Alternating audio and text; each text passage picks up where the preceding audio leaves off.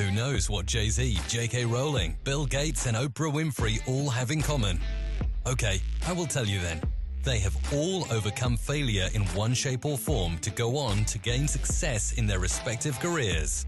Welcome to My Perfect Failure. Join us as we delve into the world of our perfect failures. We will interview, explore, and discuss how our perfect failures can lead us to success. Join us and tune in. Welcome everybody to another episode of My Perfect Failure. Today, I'm super excited because I have another fantastic guest for you. So my guest today is a serial entrepreneur specializing in the information technology market. He grew his last company, Binary Tree, to over 200 employees across 12 countries before realizing a successful exit with a sale to Quest software. He now advises other founders and entrepreneurs looking for a corporate growth and company sale journey. So a very warm welcome to My Perfect Failure, Steven Pivnik. How are you? Good, Paul. Thank you very much for having me. I'm excited. I'm excited to have a conversation with you. I'm always keen to speak to people in general, but particularly founders, particularly people that have clearly gone through a process, particularly when they realised an exit, because you can't imagine me not being a founder, but I've been around some people and I know that the journey is invariably not a straight one.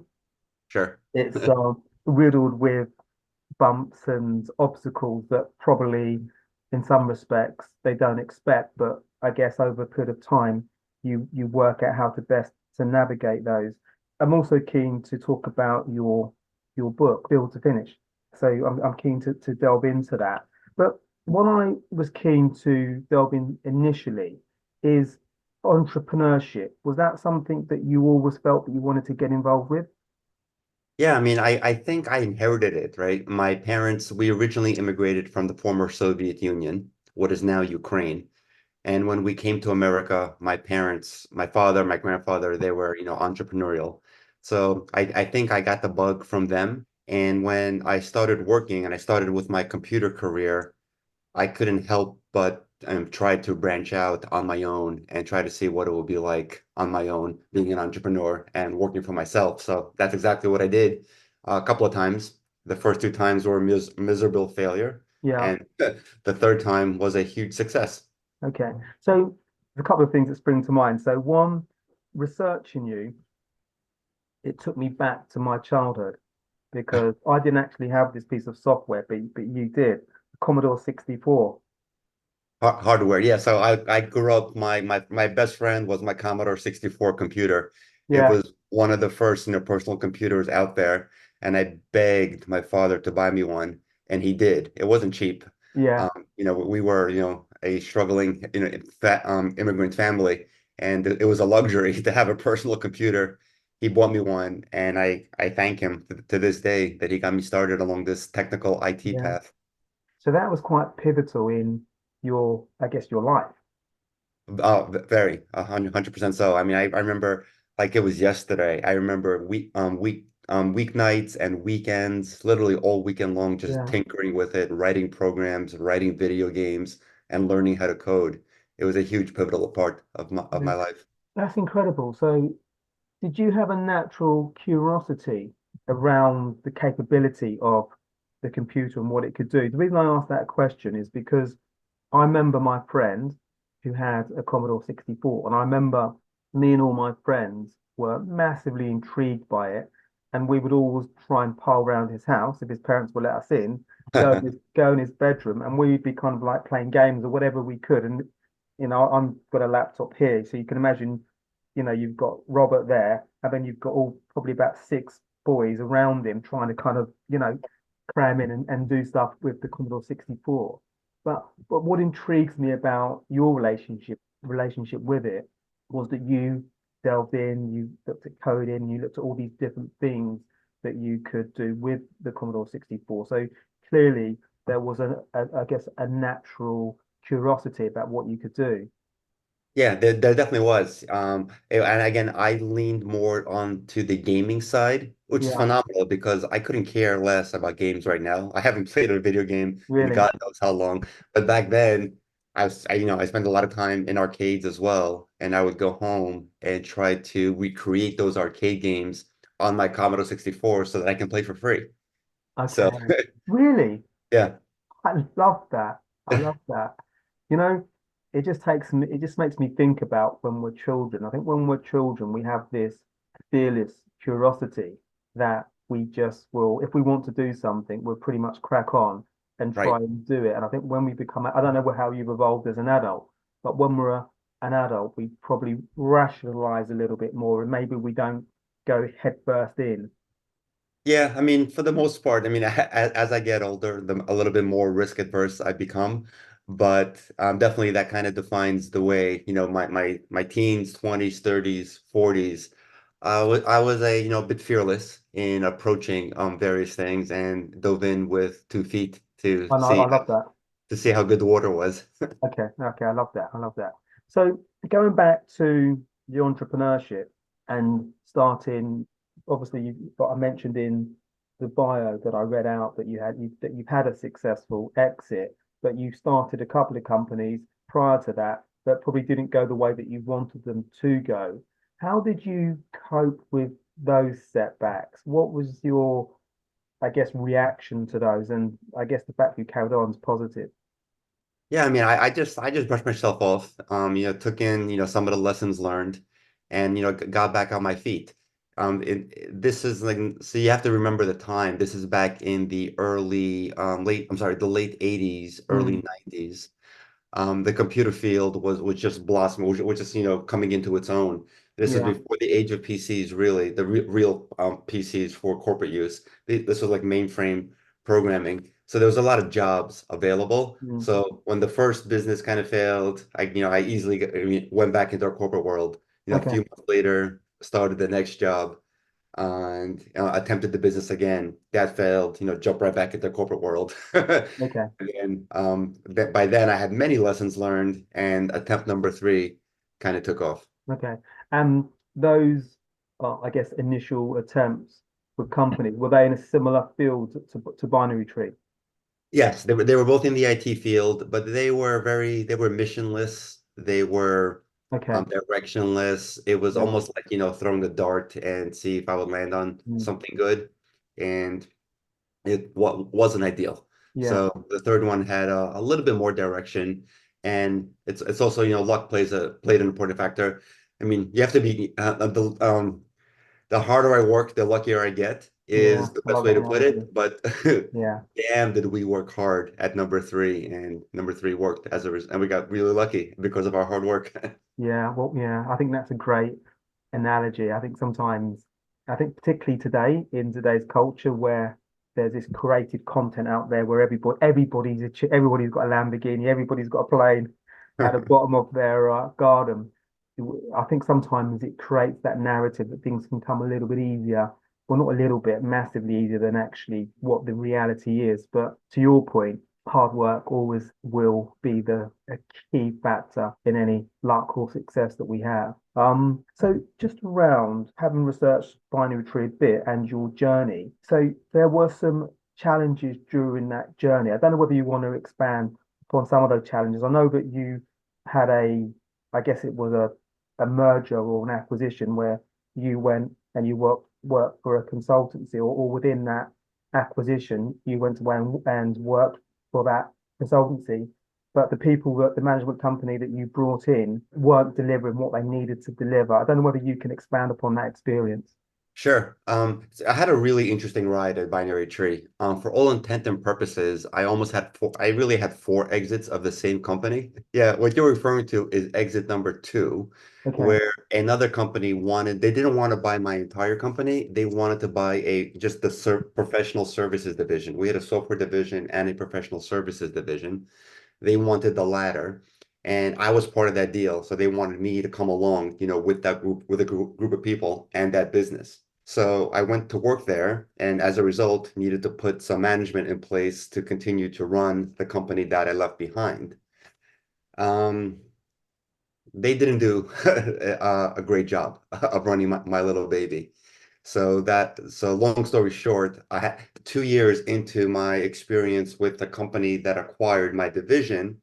I needed to get out of my employment contract with them and come back to my own company and kind of nurse it back to health. And I did. So it was an incredibly bumpy experience. Yeah, well, so I can imagine. I can't imagine because I wasn't there. So you had to go back and you had to nurse it back to health. What was that like, just in terms of going back? Because possibly, if you hadn't been there for 2 years, I'm imagining the business, the personnel, everything would have evolved, maybe, but not the same as the place that you left it. So I guess you have. It always reminds me of Steve Jobs when he left Yeah. Apple, and they clearly were in a state because they asked him to go back, and then he had to. I think there's a significant parallel because I think they were in a desperate situation where I'm not sure how long they would have lasted if they didn't make some pretty radical decisions. So is that a fair comparison? Yeah, it's a very fair comparison. It was really awkward. I had to come back. I literally set up an interview with all the employees at the time, and I had everybody. I knew some, but I didn't know most. And I needed them to interview for their job. I met with everybody face to face for like about an hour or 2 hours, and I had to ask them what they did, like, why they liked their job, what they thought about the company, et cetera, et Mm, cetera. I had to go back into my office for, a couple of days to rationalize everything and come back with a lot of pink sheets, if you will. mm, And I had to, terminate the majority of the folks because I knew what the cash flow was, and mm. it was minimal. I knew how much we could afford, and I knew how many employees we had at the time. So I had to ask all but about 10 employees Mm. to leave, and it was horrible. It was gut-wrenching, but Yeah, that was what needed to be done in order for the company to survive because we were like probably a month away from having to file for bankruptcy if that wasn't done. that is brutal. Yeah, Brutal for everybody, brutal for you because you've got to go in, you've got to try and get your head around what's going on, yeah, who does what. Then you've got this egg timer going on in terms of the cash flow. So you've got to move not just quickly, but you've got to fingers crossed every decision you're making is going to be right. hopefully the right decision for you and the business and also for the personnel. What was that like from a, I always think about founders and entrepreneurs that are on that long journey about the mental side of it, the mindset side of it. Were you having to dig in and to really, I guess, manage yourself just from a mindset, from a mental perspective?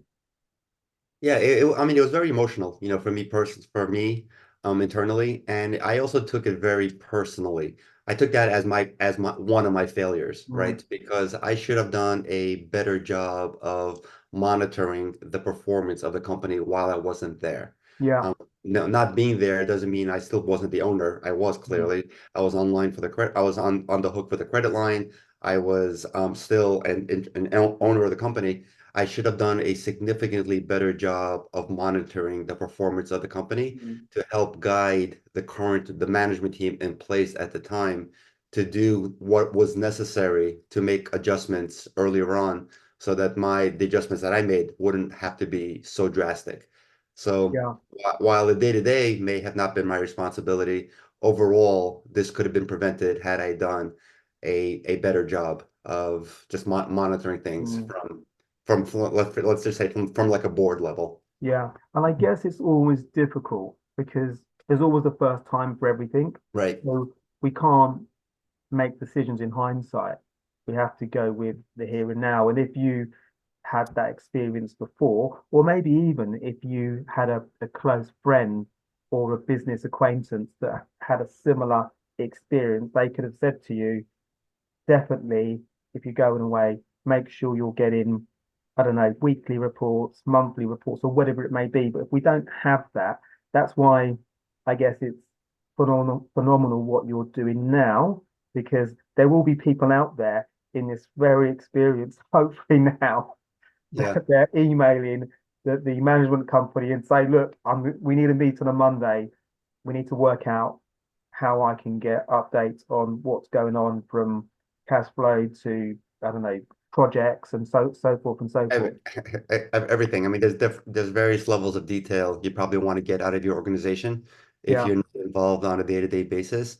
But it's again, hindsight being 2020, it's very easy to identify, the reports and charts and trends that you need in order to give yourself a comfort level that it's being managed and run properly. Mm. That it's definitely possible. So, in terms of when you set up Binary Tree, what was the vision? Did you think that you would want to sell, or did you think that you would be in the business for a long period of time? Did you have a plan around that? Yeah, it's a great question. I mean, at the time, I'd be lying to you if I told you I had a long-term plan. I just felt that I would do better for myself and for my family if I was in business for myself. Yeah. And I cared deeply about customer satisfaction, and I felt Mm. I'd be able to really do a great job of providing great service to customers in the New York City area at Okay. first, if I had my own company. So in the beginning, there really wasn't a plan to sell. It was just a plan to, do great work, provide great service, get great reviews, and to continue to grow the company, to expand company revenue and personal revenue. Okay. So, in terms of the journey, I guess, in getting that clarity that actually, yeah, I think I do want to sell the business at some point, did that just organically come into focus? Right. So after exit number two, which I just described, where it was a partial sale, and I went over to work with that company, and then I came back. As we continued to grow the company, I became just a lot smarter Okay. and wiser on the entire, M&A market and Mm. enterprise value and, the type of, legacy I can actually create. So it got to a point where people always ask me, like, how did you know it was enough? If you didn't have a plan to sell it from the beginning, how did you know it was enough? So I went through this process called a cascade proceeds waterfall with my accounting company.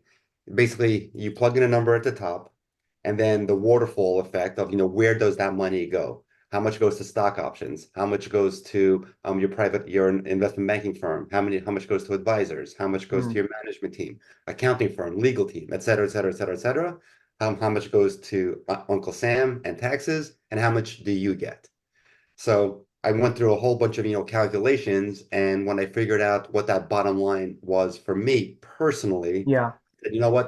So in order to get to that bottom line, I need to achieve a top line Okay. enterprise value. Yeah. Once that's achieved, I'll be good to go. Okay. So it took like about, once I realized what that number was, it took about 2 years, continued to grow. Yeah. All the formulas made sense, and we pulled the trigger on the sale. Okay. Okay. That I love that analogy because it really gives you the equation to know what to work towards. I think for anybody listening that's a founder or an entrepreneur, that's a good analogy to use. And then you can work if you do want to exit, I guess. If you don't want to exit, then maybe there might be a different equation they can use. Something that you've kind of alluded to it a second ago about customer service, but researching you and Binary Tree, I came across a stat that you had growth for 26 years on the trot, which is phenomenal. How was that achieved? Yeah, like I said, I mean, I use the word a fantastic journey multiple times. It really was. I mean, we did a really good job of sales and marketing. Mm. Most companies, like we grew to 200 people, but if you go to a trade show, you would think we were 2,000 people. We just did a phenomenal job of presenting ourselves in the market that we served, and everybody knew. I mean, again, we were highly niche. I can go into what we do in a second, but we were a niche company. But everybody that needed our capabilities, our products, and our services knew who we were, and we did a fantastic job of marketing ourselves and selling. So we had our sales department continuously fired on all cylinders Yeah. and met numbers most quarters, most years, and especially year over year. Okay. That's phenomenal. So, in order to do that, how do you keep your team and even yourself hungry and on the money in terms of, okay, we had a great year this year, we need to have a great year next year. So, I guess you have to tweak things and shift things around. How did that work for you guys? Yeah, so I mean, I think it starts from the top down. Like Mm, I'm uber competitive. I mm, love to win, yeah. and that basically trickled down into the business world. And we had a great competitor out there who made it, I guess, easy to be hungry, Okay. to Okay. continue to grow because when there was a competitive situation, we went above and beyond to make sure, that we won those Mm, deals. And we were competing on some like seven-figure deals in many times. Also, it really became part of our culture. It was a really, all hands on deck, mm, work hard. I know this is overused, but it was so true in my company. It was a work hard, play hard culture. okay. We worked super, super, super hard, but we also had a great time with each other. Mm, We were virtual before virtual, way before COVID, mm, before it was a thing. But we traveled, we had offsite meetings all the time. We had company get-togethers, quarterly regional get-togethers and an annual company-wide get-together where we flew everybody in to some pretty cool places like the Florida Keys or Las mm, Vegas or New York City. And we just had, company-wide holiday celebrations. So the culture was like infectious, and that winning spirit, that mm. drive to succeed, permeated throughout the entire company. Sounds phenomenal. I'm excited for the work for you. It sounds exciting. The sort of environment that Hey, you. I can't wait to go back to work for myself because that sounds really good. It sounds- I just want to put on my shirt and tie and come to work. I don't know whether people wear shirts and ties, but it just sounds like the type of environment that everybody would want. So, in relation to recruitment, I'm sure over the years you would have recruited lots of people and so forth that worked for you. I think you had 200 people. Did you learn a lot about recruitment and the right type of people that fitted binary tree? Yeah, I mean, I think we did, well, for the most part, we did a good job in recruiting, but just like with every other company, there's a certain percentage of mishires, Yeah, of right? course. Yeah. Sometimes misfires as well. Mm, We were definitely not perfect, mm, and we did a pretty good job, I think. Like one of the questions I would love to ask if an interview got to me, if I needed to participate, I would let them know that I hope you're not looking for a 40-hour-a-week job mm, because this is going to be a 50 plus just mm, because of just the environment that the competitive nature mm. of the workforce. So I wanted to make sure people weren't coming on board that were looking to punch a clock because Yeah.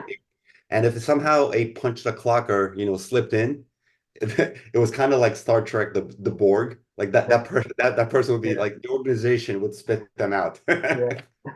I'm laughing because I've worked in companies before that, when you get, like 9 to 5 or whatever the hours are, that you can be at your desk and it says 5:30 and your colleagues to the you you might be on your PC talking to them, and then you think, where are they? And you just see them going towards the door because it's 5:30 and they're gone.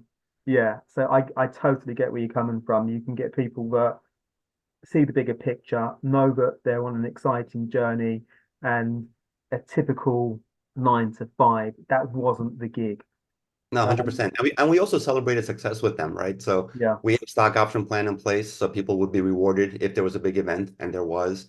We had a bonus plan in place, which we paid generously. Sometimes we paid, double what we were supposed to. If we had a really good quarter, Mm, everybody had a really good quarter. yeah. So they knew they were going to share in the wealth if any, wealth was, accumulated. But they Yeah. also knew that if we had a bad quarter, they would not get anything. Mm,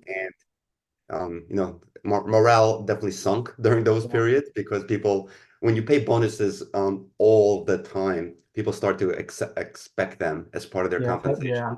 So that was one of the many lessons learned that Yeah. maybe, continuously paying bonuses is not the best idea, but I wouldn't have changed it even in hindsight. Something I want to get into in a second, just around the book. But what I was keen to cover, I listened to one of your interviews, and you talked about equity and about how important it is as a founder that we're cognizant that we should try and maintain the equity and not, I guess, if we have partners in, they can take the equity and then obviously you lose a little bit of control of the business and obviously you lose equity. I don't know whether you might want to expand on that. Yeah, I think what you referred to was, early on in my career, I was very, very naive about how important equity was. When the company was super, super small, we met some individuals who wanted to, become part of the company, but also wanted an equity stake. Mm. And they were bringing some incredible new skill sets to Mm. the company, which I felt we really needed. So my partners and I decided that we would give away equity, to them in return for them, joining and contributing to the company's growth. Hindsight being 2020, we were incredibly generous Mm. with our equity offer. So I just think any founder entrepreneur should really, seriously consider how big of how much of the piece of the pie they're willing to give out before they do, because giving it is super simple. Getting it Mm. back is very expensive. Yeah, I don't know whether you know Felix Dennis. He's got a brilliant book. It's an old book now, but it's I think it might be called How to Get Rich. But he was a publisher for, funny enough, Dennis Publishing. That was his publisher in the UK that he published. And I think one of his magazines, you might have been familiar with it, Maxim was one of his magazines. Yep. And he was a stickler for equity. He would pay people whatever the going rate. He'd pay people to go in rate, but he was very clear that he wanted to control the equity that he had in the business. Interesting. Yeah. So I thought that was quite interesting. When I heard that, it triggered that thought. So endurance running, you're an endurance athlete, and whenever I did a Tough Mudder one year, Oh, nice. and I didn't realize what I was doing. Somebody emailed me, or maybe texted me, and said that a bunch of us are doing this event. It's going to be great fun. Are you in? And I immediately said, just because of the way that the text message was presented to me, or email, forget what it was. I said, yes, 100% I'm in. Okay. But I didn't really research what it was. But when I started researching, I was like, what am I doing? But I couldn't like you can't back out, because Yeah, I could, but I just felt that I can't really back out now, because I was so enthusiastic around my response I'm in. sure. So when I read that you've done triathlons and you've done Ironmans, how do you do that? What's the mental process? What's the desire to put yourself physically and mentally through? I can't imagine what you put yourself through, but yeah. So what is the process? How do you get to that point where you can do that? Yeah, I mean, talk about journeys. It was another very long journey. I consider it my midlife crisis. When I turned 40, I wanted to get into the best shape of my life. Not that I was in bad shape, Mm. but I definitely wasn't super active. The only activity I participated in was skiing. Other than that, I was a couch potato, and I skied maybe 2 or 3 times a season, which wasn't a lot, but I wanted to get super, super healthy, right? So, and I learned about this thing called triathlon at work. And at that time that I learned about it, I thought that this was an exclusive Olympic event. I didn't know Mm. that mere mortals can sign up for a race and go participate in a triathlon. And you can. There's a million and one websites Really? out there. You can find a local race, sign up for it, pay the registration fee, just like you signed up for Tough Mudder. Yeah. You can go sign up for a triathlon next weekend. It doesn't have to be Ironman. It could be a Yeah. short distance. I started with the short distance, which And was what was that? What's the shorter distance?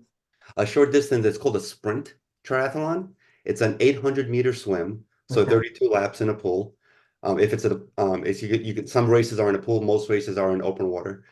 So 800-meter swim, 12-mile bike ride, and a 5K run. So 3-mile Okay. run. Okay.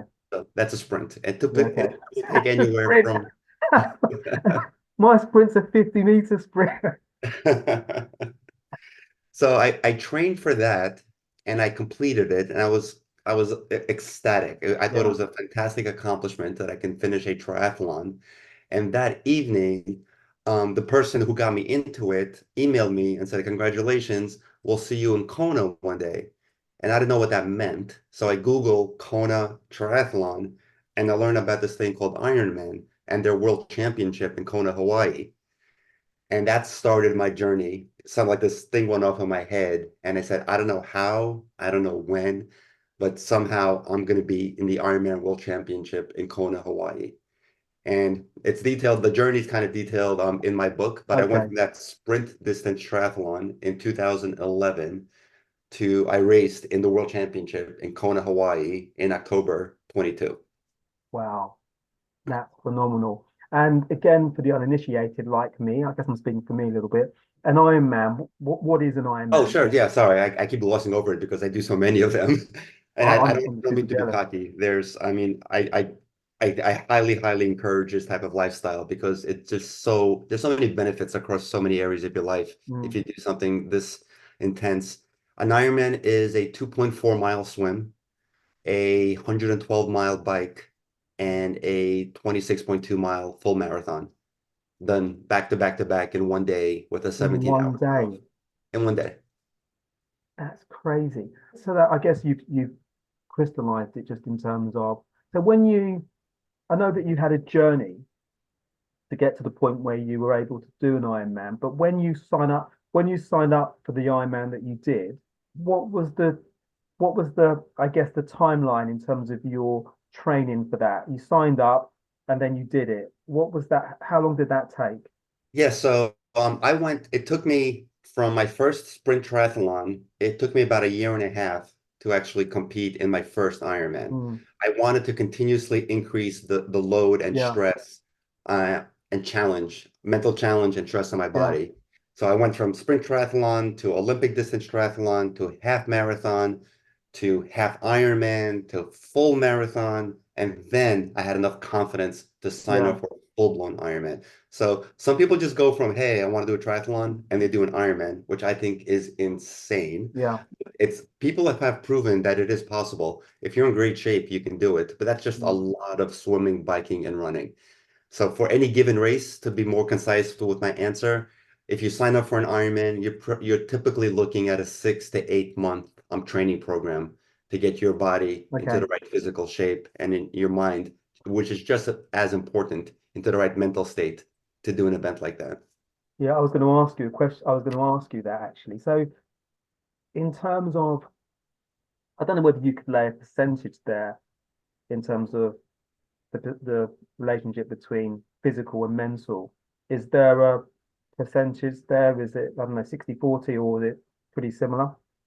Yeah, it's at least 50-50. I mean, you're definitely not going to complete the race if your body isn't ready physically, Yeah. right? So your muscles just need to be trained to undergo an incredible amount of, physical stress. Mm, But even when they get to the point where you think you're done, it's really your mind that's going to get you to the finish line.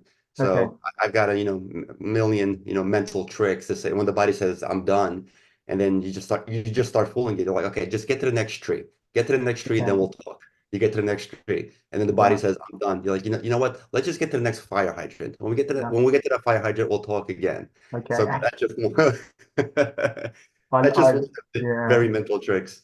Yeah. The mind, but you know what, why it's phenomenal to me. Anybody that does something like that, it's phenomenal to me. But particularly in your case, that you said that you didn't have any relationship with triathlons or Ironmans, but you thought actually, I want to get myself in shape. I want to be more conscious about my health. And so Right. you kind of started from scratch. It wasn't like you had I guess your mum and dad, your cousins, your brothers, or your friends were all doing this. You didn't have that as a foundation. You just thought Right. about it and then just did it, which to me that's pretty phenomenal.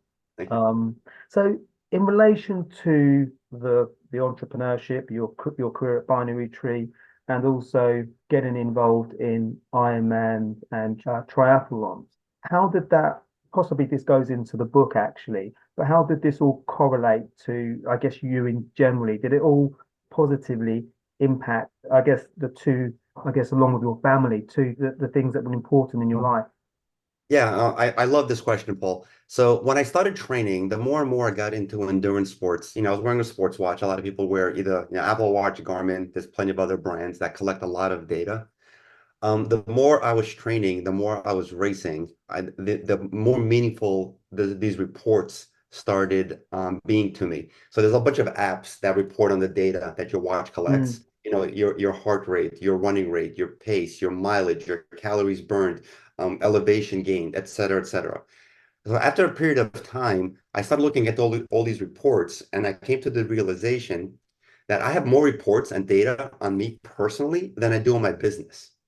So okay, another light okay. bulb went off, and I said, I went KPI crazy at work.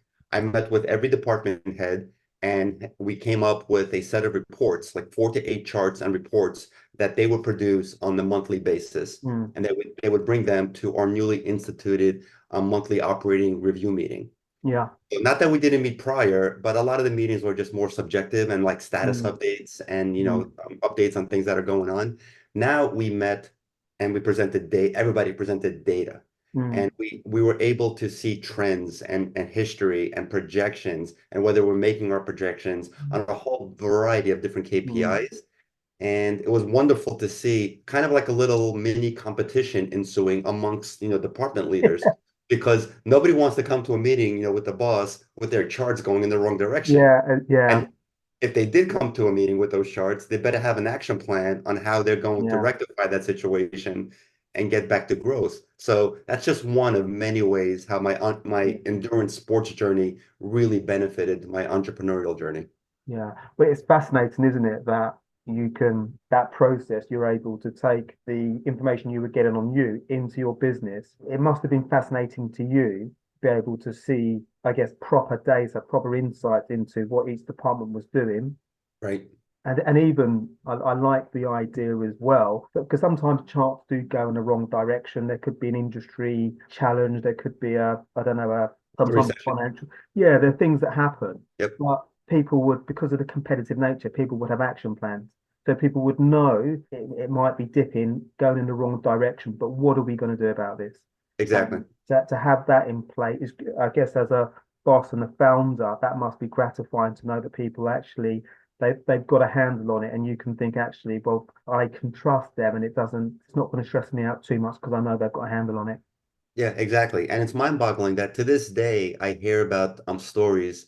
I was just speaking with an investment banker the other day because one of our clients were going through a sale process, and they have another client who they asked for financial reports from, and they were Mm, given two reports, cash in and cash out. That's mm, it. This yeah. was a $50 million company, and the Wow. 50, and the only thing Wow. Keener cared about, total old school. Am I making more money than I'm spending? Mm, Didn't care about anything else. mm, So what an amazing opportunity for improvement if he would yeah.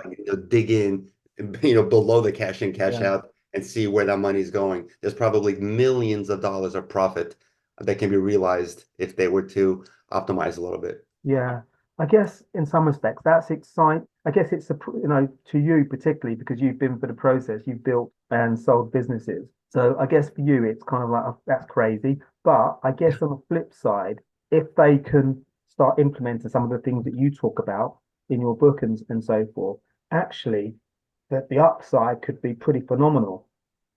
Oh, for sure. I mean, there's a company at that scale to implement, KPIs and reports and better measurements. You're talking about millions Yeah, of dollars of increased profitability if you yeah, can well, bloody get hell. a handle on stuff. Bloody, and if you're a founder or investor, particularly if you are looking to sell, you need to implement that immediately. Oh, 100%. Immediately. You know what I didn't ask you? Forgive me if you've already covered this, but maybe people that are watching this and they might have wanted me to ask you exactly what Binary Tree did, and then we can get into the book. Oh, sure. Yeah, so we were a very niche provider of software and professional services. Our software moved email data. We did a whole bunch of other things, but this Mm, is the best way to describe it. In the context of two things, like a merger and acquisition. Let's say there's two large companies that merge, mm, and now you have to take two separate email systems and turn them into one. mm. Our software converted all that data to make that happen. And the latest craze or trend that was driving growth for my company was the move to the cloud. Yeah. So Microsoft was a major leader, is a major leader in, Mm, in cloud email for large companies. mm. So when the company makes that decision, all that email data needs to move so that Yeah. employees walk into the same inbox, same Mm, calendar, same contacts. So our software and our services, facilitated all, yeah. all, all that data movement. Okay. Okay.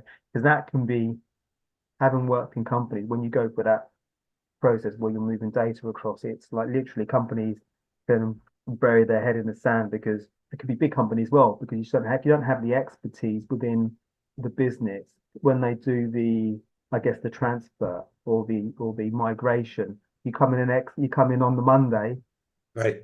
sometimes you might there might be a little upside in that they say everybody needs to turn off their PCs at 2 p.m. on the Friday, so you get to Right. leave early, and then you come on Monday or whenever it is, and you can't find your files, you can't find this, your emails out of sync, Yep. and you've got clients that you've got meetings with, or that you've got to send them reports, and it's like total chaos. Yeah, I mean, and a lot of companies just set expectations. Hey, we're switching systems. There's going to be data loss. Deal with it. Really Yeah, so we crazy. basically proved to the world and to the market that that does not need to be the case. Mm, Your employees can have zero impact. There can be zero impact on your yeah. employees because we can move everything over perfectly. Okay. Okay. Phenomenal. Yeah, Phenomenal. So what I'm keen to delve into now is the book, and also, and I guess we're going to cover this, but I love that analogy around, build to finish, how we can start something, come up, have a vision, because, you being a founder and being in around that space, I'm sure you're probably aware of the stats better than I, that when we start something, particularly in business, it's very difficult to finish it because of any number of different reasons that sure. we don't either have the expertise or the mental toughness to get it through. So what led you to decide, actually, I need to put this into a book to help people navigate this, I guess, difficult process? Yeah, so I mean, my two big finishes, kind of they happened coincidentally about 13 months apart. I was on this mission to, sell my company, and I was also on a mission to get to the Ironman World Championship. So when I completed both of those, I really felt that I wanted to memorialize both journeys, Yeah. compare the two, and talk about my journey in both, Mm, and in the hopes of inspiring others to really set big goals. I really love sharing the story, and yeah. I like to do so in via speaking engagements. And I'm like, Okay. there's no better way to get on the stage than Yeah. to put the words on the page first. Yeah, So absolutely. I started with the words on the page, and now I'm ready to share my stories on the stage, and it's really rewarding to hear, people come back with feedback saying, "Oh my God, I think I'm going to start this now. I think I'm going to, start this project that's been on the back burner forever. I think I'm going to start that Mm. now because of your book." So that's been super rewarding. Yeah, totally, totally. Because I think you would know this better than me, that I imagine when we are looking at doing something, starting a business, starting even, well, particularly a business, it can be very isolating. And also, I guess we have to, even to get going, we have to have some courage to get going Oh and yeah, go with our convictions, because particularly if you don't know people in that space, if we've got even family and friends, if they're not really interested in the vision that we've got, they're not really going to give it, definitely go and do that. So it's great that you've created the book. Now you're doing the speaking engagements to give us this real insight into how we can start, build, and finish. So for people that are keen to get this book, what's the kind of the main sort of, I guess, ethos that they can really delve into? yeah. So I mean, I think like I mentioned, I mean, every single chapter is filled with tips and tricks and lessons learned Mm, on how to start, how to persevere, and how to how to get to that proverbial mm, finish line, whatever that may be, whether it's an exit of your yeah. business, whether it's a finish line of a race. It compares and contrasts endurance sports to Mm, entrepreneurship. I'm a firm believer that entrepreneurship is an endurance sport. So mm, both require planning, preparation, execution, setbacks, pivots, stamina, etc. So there's a ton of okay. similarities. And each chapter has key takeaways, it has lessons learned. I think it can be used as a blueprint to do Mm. something, for one to do something big in their Yeah, life. it almost, the way that you describe it to me, it almost feels like the blueprint is probably a good word, and almost like a Bible, a glossary of the journey and things. Like you can go to a chapter if you're at a certain part of Yeah. your journey. I need to go to this chapter because that you can use that as your reference point to kind of give almost to be your sat nav to get to where you need to go to. Yeah, absolutely. And I've been told that each chapter can be read independently. I mean, it does, the book is a Yeah, story, yeah. but each chapter can be read. If you just look at the chapter titles, it can almost be read independently and in varying orders, and you'll still get benefit out of it. Okay, amazing. So for people that want me to ask you the question, where can I get the book? Where's the best place for people to get the book? Sure. So it's available on Amazon and Barnes and Noble. The book is Okay, called Built to Finish, okay, and it's also available off of my website, stevenpivnik.com. okay, lovely. I will put that in the show notes. So now, I believe, so you work with founders and entrepreneurs that are looking to, I guess, exit. Is that what you're doing, or is it a bit broader than that? No, it's pretty much, I mean, that's my target market right now is founders that really want to put a plan into place to Mm, exit their company in the next 2 to 4 years. okay, So okay, that's, I mean, I've done that. I think I know what I did wrong. I know what I did right. And it's super rewarding to help others okay, go along a similar path. okay, lovely. And people probably can glean from our accents. I'm English, you're in the US. So are you principally working with companies in the US, or can companies be overseas as well? So my company was international. I mean, obviously, I'm in the US, but I love to travel. I have a lot of contacts in my network that I work together with. Okay. So depending on the size and scope and geographical nature of the engagement, I can Mm, definitely engage with, some of my yeah. network that's overseas, and we Okay. can jointly tackle projects. Okay, lovely. So, and if people want to reach out to you, is the website the best place for people to contact you? Yeah, the website has all of the links to my social Okay. media, to my link to my LinkedIn and to my Instagram. So stevenpivnik.com has all Yeah. of those links. Okay, lovely. And so if you do any speaking engagements and you're in London, definitely would love to come to those. So if that ever Okay. happens, definitely keep me posted. Definitely love to come along to those. Definitely Oh, sure. inspired. And I'll definitely let you know, Paul. yeah, Thank you. I will be getting the book. Yeah, I'm actually excited to get the book and to read that. I will be recommending it as well. Oh, cool. Um, Can't wait to hear your feedback. yeah, no, I'll definitely give you feedback. So I think I've got two questions. One is, so do you have any advice for any founders that are listening to this now, watching this now? So one, definitely get the book. But is there anything else you'd like to impart to them? Suffering is optional. Surround yourself with advisors that have been there, done that. Okay. I definitely didn't do that early enough in my career. Once I did, growth became a lot quicker Mm, and easier. So there's advisors out there that have been in your shoes, in your field. mm, And so don't it there's no shame in yeah, surrounding yourself with advisors. Like I thought there was earlier yeah, on, and there isn't. yeah. Because I guess sometimes we can suffer in silence. Yeah. We think that we have to be, the champion of every single thing that we're infallible. Yeah. Okay. So last question is the recurring question. So if you can invite three inspirational people for dinner, they can be alive or past. Who might you invite?